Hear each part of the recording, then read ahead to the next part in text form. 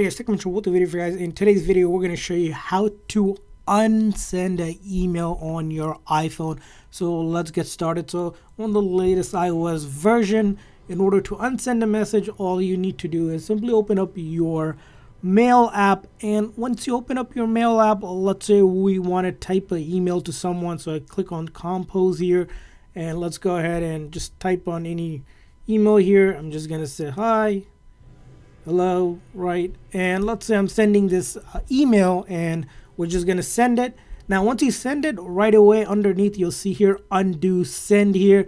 In order to just simply unsend that email, you just click on that and it's going to pop up here and it's going to unsend it and won't send that email over. Now, there is a little caveat to unsending email is that when you send an email, by default, you have 10 seconds to be able to undo that sending. So there's a 10-second delay on the iPhone that prevents you from completely send that email. Now that 10-second can actually be adjusted. So if you go into your setting of your iPhone and then go to mail and you're going to go all the way down here, as you can see here under sending, you can undo send delay, and default is 10 seconds. Now you can completely turn it off. Now if you do completely turn it off, that option to undo send will not happen, and the email that you send will get sent right away.